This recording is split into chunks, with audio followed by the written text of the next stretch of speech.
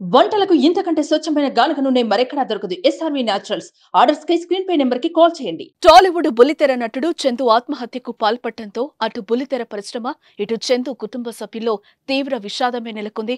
పవిత్ర మృతిని తట్టుకోలేక చందు ఆత్మహత్యకు పాల్పడ్డారా, లేక ఇంకేమైనా కారణాలున్నాయా? అసలు ఎందుకు ఆత్మహత్య చేసుకోవాల్సి వచ్చింది? పవిత్ర మృతి తర్వాత ఏం జరిగింది? ఈ విషయాలు ప్రస్తుతం సంచలనంగా మారాయి.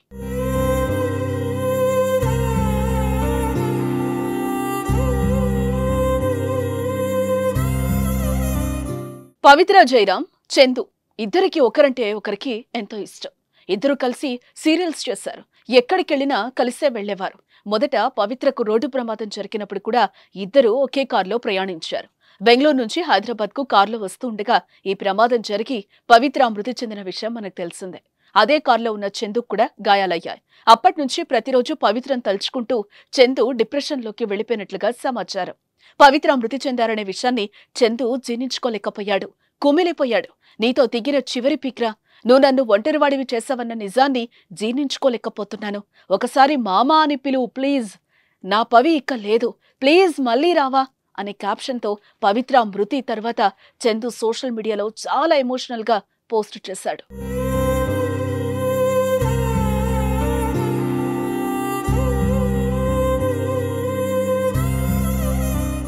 పవిత్ర మృతి చెందిన తర్వాత నుంచి చందు తన సోషల్ మీడియాలో పవిత్ర గురించి పోస్టులు షేర్ చేస్తూనే ఉన్నాడు.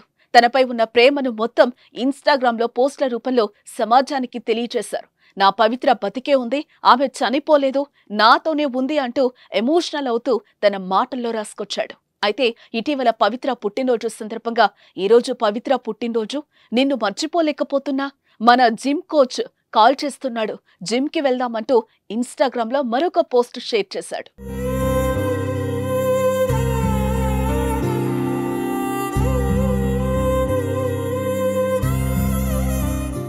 ఇదిలా ఉంటే రోడ్డు ప్రమాదం జరిగిన సమయంలో ఏం జరిగిందో పూసకొచ్చినట్టు చందు సుమన్ టీవీకి ఇచ్చిన ఇంటర్వ్యూలో చెప్పుకొచ్చాడు.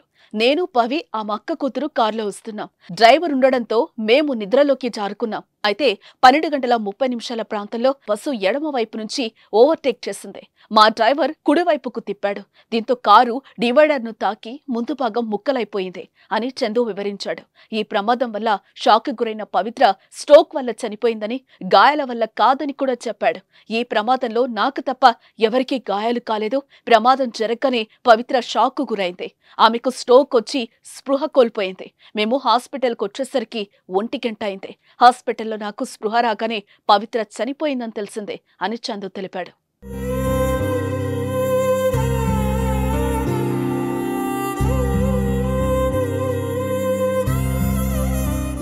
చందు మృతిపై ఆమె భార్య శిల్ప షాకింగ్ విషయాలు వెల్లడించారు. చందుకు నాకు 2015లో వివాహం జరిగింది. మేమిద్దరం స్కూల్ డేస్ నుంచి ప్రేమించి పెళ్లి చేసుకున్నాం. 3 ఏళ్లు నా వెంట పడ్డాడు. నేను ఒప్పుకున్న తర్వాత 12 ఏళ్లు ఇద్దరం ప్రేమించుకున్నాం. పెద్దలను ఒప్పించి పెళ్లి చేసుకున్నాం. మాకిద్దరు పిల్లలు. మేమెంతో అన్యోన్యంగా ఉన్నాం. పవిత్ర ఎప్పుడైతే మా లైఫ్ లోకి ఎంటర్ అయిందో అప్పటి నుంచి మా మధ్య గ్యాప్ స్టార్ట్ అయింది. చందు నేను 4 ఏళ్ల నుంచి దూరంగా ఉంటున్నాం.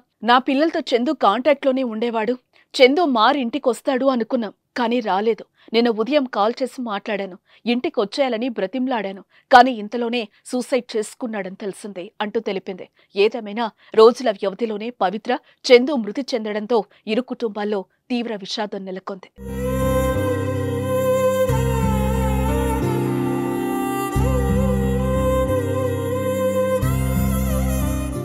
సుమన్ టీవీలో మీ పర్సనల్ అండ్ బిజినెస్ ప్రమోషన్స్ కోసం కింది నెంబర్కి కాంటాక్ట్ చేయండి.